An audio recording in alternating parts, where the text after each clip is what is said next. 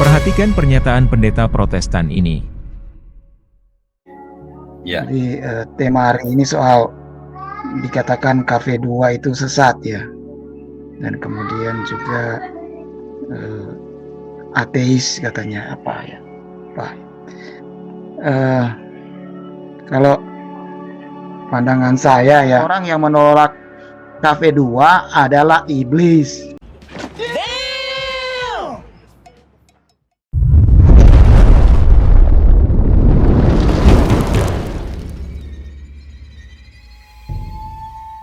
Mengapa seorang pendeta Protestan mengatakan bahwa orang yang menolak ajaran Konsili Vatikan II dari Gereja Katolik Roma adalah iblis? Nah, jika Anda orang yang baru mengunjungi channel ini, izinkan saya menjelaskan konteks polemik yang terjadi.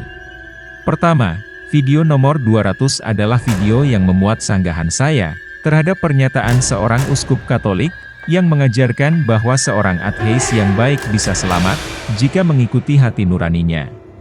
Kedua, video saya nomor 200 itu disanggah oleh channel apologet umat Katolik, Damai Kasih Channel, dengan durasi video 3 jam 27 menit.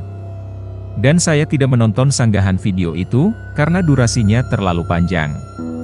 Bagi saya, menonton sebuah video sanggahan berdurasi panjang adalah sebuah kegiatan yang membuang-buang waktu.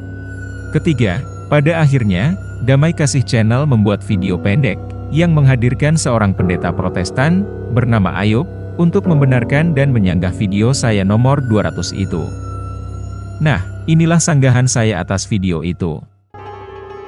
Dan sebelum saya menyanggah argumen pendeta Protestan itu, saya ingin menyarankan kepada admin Damai Kasih Channel agar di masa depannya, jika ingin mencari sumber referensi pembenaran, tolong hadirkanlah seorang pembicara yang lebih berbobot dan kredibel untuk menyanggah bantahan saya, misalnya Romo Biantoro, Bapak Bambang Nursena, Pendeta Esra Soru, atau Pendeta Rubin Abraham, Ketua Sinode Gereja Bitel Indonesia. Mengapa Damai Kasih Channel perlu mengundang Romo atau pendeta non-Katolik yang lebih kredibel? Jawabannya sederhana, yaitu tentunya, Damai Kasih Channel ingin argumen pembenaran dirinya didukung oleh pandangan Romo atau pendeta yang memang berkualitas dan berbobot di bidangnya. Semakin kredibel dan berbobot sumber referensinya, maka semakin terlihat bagus, kredibel dan berbobot channel Damai Kasih ini. Mari kita mulai sanggahan saya. Tema hari ini soal dikatakan Cafe 2 itu sesat ya. Dan kemudian juga ateis katanya apa ya. Kalau pandangan saya ya, kalau umat Protestan maupun umat Ortodoks ada di antara mereka mengatakan demikian, ya tentu dari mana lagi ini ya, karena Konsili Vatikan II dihadiri oleh umat Protestan dan umat Ortodoks juga, dan tidak ada yang menyangka, orang-orang yang hadir tidak ada yang menyangkal. Ini tanggapan pertama saya. Acara Konsili Vatikan II adalah murni konsili yang diadakan oleh pihak Gereja Katolik, sehingga hasilnya hanya berlaku dan mempengaruhi Gereja Katolik. Pihak Ortodoks dan Protestan diundang Gereja Katolik sebagai pengamat, bukan sebagai peserta aktif anggota Gereja Katolik. Oleh karena itu, hasil Konsili Vatikan itu tidak diakui oleh gereja manapun, kecuali Gereja Katolik Roma. Bukankah akan terasa aneh jika status sebagai pengamat, tetapi Gereja Ortodoks dan Protestan mempermasalahkan hasil Konsili Vatikan II? Mari kita lanjut. Seandainya tidak setuju, coba tunjukkan literasi atau teks mana yang benar-benar saudara-saudara mengatakan sesat atau apa gitu. Harus kuat ya literasinya untuk mengatakan itu, karena Cafe 2 ini benar-benar merangkul semua, dan ini adalah suatu peristiwa seperti Pentakosta ya, di zaman para rasul ya, Rasul Paulus ya, memimpin di dalam perayaan Pentakosta untuk pertama kali bagi umat Kristen ya, pada Kisah Para Rasul pasal 2. Jika Anda saksikan video saya yang bernomor 200 itu, saya sudah jelaskan dengan detail. Bahkan saya berikan penjelasan dari Romo Daniel Biantoro. Mungkin saja, karena video itu memang singkat, maka menjadi kurang jelas. Dan akan saya uraikan lagi di video ini lebih detail, mengapa saya menolak Konsili Vatikan II. Nah, dalam kesempatan kali ini, saya ingin mengoreksi keterangan Pendeta Ayub, yang menyamakan peristiwa Pentakosta di Kisah Para Rasul pasal 2, dengan acara Konsili Vatikan II. Apalagi Bapak juga menyebut peristiwa Pentakosta dipimpin oleh Rasul Paulus. Saya rasa Bapak Ayub kurang tepat menyebutnya, karena Rasul Paulus di Kisah Rasul pasal 2, belumlah bertobat. Dan Alkitab menyebut ada peristiwa konsili pertama di Yerusalem, yaitu tentang masalah sunat, tapi ini dicatat di Kisah Rasul pasal 15. Dan kelihatannya, Bapak ingin menyamakan otoritas konsili pertama di Yerusalem, yang dipimpin oleh Roh Kudus dan para rasul, dengan Konsili Vatikan II. Bapak bebas saja berpendapat. Semua orang boleh berbicara. Tetapi tentunya, bukti dibutuhkan, yaitu apakah benar otoritas Konsili Vatikan II itu mirip dengan konsili pertama di Yerusalem. Nah, pembuktiannya mudah. Apakah hasil Konsili Vatikan II, yang mengajarkan seorang ateis yang baik, bisa selamat, memang benar diajarkan Alkitab? Dan kalau kita merujuk pada Roma pasal 2 ayat 14 dan selanjutnya, ini coba direnungkan baik-baik bagi orang yang menolak KV2. Ya. Coba renungkan bagaimana tafsiran Anda tentang Roma pasal 2. Ya, dengan hati nurani ya, dia kalau mereka tidak mengenal Alkitab, tidak pernah baca Alkitab, ya, maka apa yang mereka yakini itu menjadi Taurat bagi mereka. Dengan hati nurani mereka telah melakukan hukum Taurat, ya, walaupun mereka tidak pernah baca hukum Taurat gitu. Coba baca ini dan renungkan baik-baik bagi yang menolak KV2. Coba Anda renungkan atau tafsirkan bagaimana menafsirkan nih. Rasul Paulus mengatakan demikian. Apakah Rasul Paulus itu sesat ya dengan menyatakan demikian bahwa orang, karena dia katakan orang ateis ya, ini orang penyembah berhala ini yang dia katakan ini gitu ya. Jadi kalau kita zaman sekarang itu ya tentu agama lain, Hindu, Buddha, apalagi ya Muslim dan agama lain. Ya kalau begitu, kalau Anda menolak KV2 berarti Rasul Paulus ini sesat ini. Roma pasal 2 ayat 14, 15, ya, kemudian 16 itu ajaran sesat dari Paulus kalau begitu, gitu. Telak. Jadi orang yang menolak KV2 adalah iblis, ya.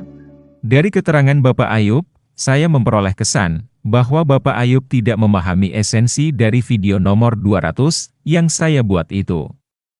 Di dalam video nomor 200 itu, saya juga memberikan khotbah dari Uskup Daniel Biantoro tentang Kitab Roma pasal 2, ayat 14-16. Saya memberikan Kitab Roma pasal 2 itu, karena saya paham pula dengan ajaran Katekismus Gereja Katolik, nomor 847, yang mengatakan, penegasan ini tidak berlaku untuk mereka yang tanpa kesalahan sendiri tidak mengenal Kristus dan gerejanya, sebab mereka yang tanpa bersalah tidak mengenal Injil Kristus serta gerejanya, tetapi dengan hati tulus mencari Allah, dan berkat pengaruh rahmat, berusaha melaksanakan kehendak-Nya, yang mereka kenal melalui suara hati dengan perbuatan nyata, dapat memperoleh keselamatan kekal. Jadi menurut katekismus itu, ada orang-orang baik, yang melakukan kehendak Allah, tetapi karena dia secara tidak bersalah, tidak mengenal Kristus, maka mereka bisa selamat. Saya setuju. Ini juga sesuai dengan khotbah dari Romo Biantoro sebagai berikut. Tapi apakah otomatis orang-orang ini akan masuk neraka? Nah, ini masalahnya, ini masalah lain. Karena ada ayat yang mengatakan dalam Roma pasal yang kedua ayat 14 dan 15. Apabila bangsa-bangsa lain yang tidak memiliki hukum Taurat oleh dorongan diri sendiri melakukan apa yang dituntut hukum Taurat, maka walaupun mereka tidak memiliki hukum Taurat, Walaupun mereka tidak mempunyai hukum Taurat, mereka menjadi hukum Taurat bagi diri mereka sendiri. terus, Sebab dengan itu mereka menunjukkan bahwa isi hukum Taurat ada tertulis di dalam hati mereka itu ada benihnya sabda. Sabdanya Allah dalam wujud benih. Kalau orang itu mengikuti sabda Allah di dalam dirinya, apa katanya? Teruskan. Dan suara hati mereka turut bersaksi dan pikiran mereka saling menuduh atau saling Dengan membela. hati nuraninya mengikuti apa yang benar menurut suara hati, yang isinya adalah sama dengan yang dalam hukum Taurat. Jangan berzina, gitu kan, dalam hukum Taurat. Suara hati akan mengatakan itu berzina itu salah. Jangan mencuri, gitu kan, di dalam hukum Taurat. Suara hati mengatakan mencuri itu salah. Jangan membunuh, gitu dalam hukum Taurat. Suara hati mengatakan membunuh itu salah. Berarti ada benih sabda yang bukan tertulis di kertas, tetapi tulis dalam hati. Dan kalau orang-orang yang tidak tahu Kristus itu mengikuti sabda ini yang ada dalam hati ini, maka apa katanya terusnya? Ayat 20, ayat 16. Hal itu akan nampak pada hari bila mana Allah sesuai dengan Injil yang kuberitakan akan menghakimi segala sesuatu yang tersembunyi dalam hati manusia oleh Kristus Yesus. Orang yang mengikuti suara hati atau tidak mengikuti suara hati, mengikuti benih sabda atau tidak mengikuti benih sabda, itu kelihatan nanti pada hari pengadilan. Dan Allah tidak akan berbuat yang tidak adil. Jadi kalau orang itu karena bukan kesalahannya sendiri, memang tidak tahu sama sekali tentang Kristus, tidak pernah mendengar tentang Kristus, tidak pernah menolak Kristus, kemungkinan, tanda kutip, bukan kepastian, kemungkinan keselamatan masih ada melalui sabda yang ada dalam hatinya. Karena apa? Yang menyelamatkan itu sabda. Kalau kita yang menyelamatkan adalah sabda yang jadi manusia, mereka nanti akan diselamatkan sabda benih dalam hati tadi. Tapi kalau kita adalah ada suatu kepastian karena Kristus telah datang, telah bangkit dan lain, mereka hanya kemungkinan. Jadi Allah tidak sekejam yang kita pikirkan. Ada kemungkinan, tetapi kita tidak tahu. Yang tahu hanya Allah. Orang siapa yang diselamatkan tidak. Nah, jika memang demikian, mengapa saya menolak Konsili Vatikan II?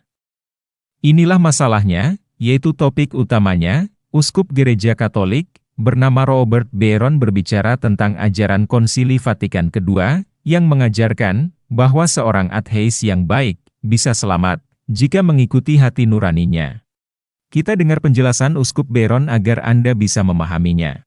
So let's start with the most awkward of the awkward questions. Yeah. I don't really care about this question particularly much, but I get this question a lot, which is, as a Jew, how does it feel that there are other religions that don't think you're getting into heaven? So let me ask you, what's the Catholic view on who gets into heaven and who doesn't? I feel like I lead a pretty good life, a very religiously based life in which I try to keep not just the 10 commandments, but a solid 603 other commandments as well. And I spend an awful lot of my time promulgating what I would consider to be Judeo-Christian virtues, particularly in Western societies. So what's the Catholic view of me? Am I basically screwed here? No. The Catholic view, go back to the Second Vatican Council, says it very clearly. I mean, Christ is the privileged route to salvation. I mean, God so loved the world, he gave his only son that we might find eternal life. So that's the privileged route. However, Vatican II clearly teaches that someone outside the explicit Christian faith can be saved. Now, they're saved through the grace of Christ, indirectly received. So, I mean, the grace is coming from Christ, but it might be received according to your conscience. So if you're following your conscience sincerely, or in your case, you're following the commandments of the law sincerely, yeah, you can be saved. Now, that doesn't conduce to a complete relativism. We still would say the privileged route and the route that God has offered to humanity is the route of his son. But no, you can be saved. Even Vatican II says an atheist of goodwill can be saved. Because in following his conscience, if he does, John Henry Newman said the conscience is the aboriginal vicar of Christ in the soul. It's a very interesting characterization, that it is, in fact, the voice of Christ. If he's the Logos made flesh, right? He's the divine mind or reason made flesh. That when I follow my conscience, I'm following him, whether I know it explicitly or not. So even the atheist, Vatican II teaches, of goodwill, can be saved. Ingat ya, topik utamanya adalah orang ateis. Inilah yang menjadi permasalahannya. Kita tidak bicara tentang orang kafir, atau orang percaya terhadap Allah, atau percaya terhadap teisme tertentu, seperti umat Hindu atau Buddha. Kita lihat definisi ateis menurut Wikipedia. Ateisme adalah sebuah pandangan filosofi yang percaya tidak adanya keberadaan Tuhan dan dewa-dewi, ataupun penolakan terhadap teisme yang disertai dengan klaim. Dalam pengertian yang paling luas, ia adalah kepercayaan bahwa tidak adanya keberadaan dewa atau Tuhan. Jadi seorang ateis adalah seseorang yang tidak percaya adanya Allah atau menolak adanya Tuhan. Nah, pertanyaannya adalah, apakah seorang ateis secara sadar menolak adanya Tuhan? Tentunya, iya. Seorang ateis secara sadar, berdasarkan hati nuraninya sendiri, tidak percaya akan adanya Tuhan atau menolak adanya Tuhan. Ini karena menjadi seorang ateis adalah sebuah pilihan. Maksudnya, seseorang secara sadar memilih untuk menolak adanya Tuhan. Mari kita lihat sebuah informasi dari sebuah buletin psikologi berjudul "Menjadi Ateis". Pilihan menghadirkan Tuhan versus mengandalkan logika. Artikel ini membahas 4 faktor seseorang menjadi ateis. Artikel itu mengatakan, pada umumnya ada beberapa kondisi di mana individu kemudian rentan menjadi ateis. Pertama, adanya pengalaman menyaksikan perilaku orang beragama yang tidak sejalan dengan ajaran agamanya sendiri. Kedua, adanya kepercayaan kuat pada sains dan anggapan bahwa ajaran agama bertentangan dengan sains. Dan untuk alasan lainnya, saya persilahkan Anda membaca buletin psikologi itu. Tetapi intinya jelas, menjadi seorang ateis adalah sebuah pilihan yang dilakukan secara sadar oleh seseorang untuk menolak adanya Tuhan. Nah, kita tidak perlu menjadi seorang ahli teologi yang hebat untuk menentukan apakah seorang ateis itu selamat atau tidak. Dengan akal sehat saja kita bisa menyimpulkannya. Saya percaya bahwa Allah adalah kasih, dan karena kasih-Nya itu, maka Allah tidak ingin manusia dibinasakan di dalam neraka. Oleh karena itu, Allah mengirimkan anaknya, yang tunggal ke dunia, yaitu Yesus Kristus, agar orang yang percaya kepadanya, tidak binasa, melainkan beroleh hidup yang kekal. Nah, permasalahannya adalah, bagaimana Allah bisa menyelamatkan seseorang yang secara sadar tidak percaya kepada Allah, atau seseorang yang menolak Tuhan. Coba kita renungkan baik-baik akan hal ini. Dan tentunya, Anda masih ingat khotbah Romo Daniel yang berbicara tentang Roma pasal 2, ayat 14-16, yaitu Roma pasal 2 itu tidak berlaku bagi orang yang menolak Kristus.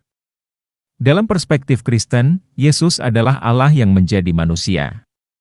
Ini artinya, seseorang yang menolak Kristus, maka dapat disamakan dengan menolak Tuhan.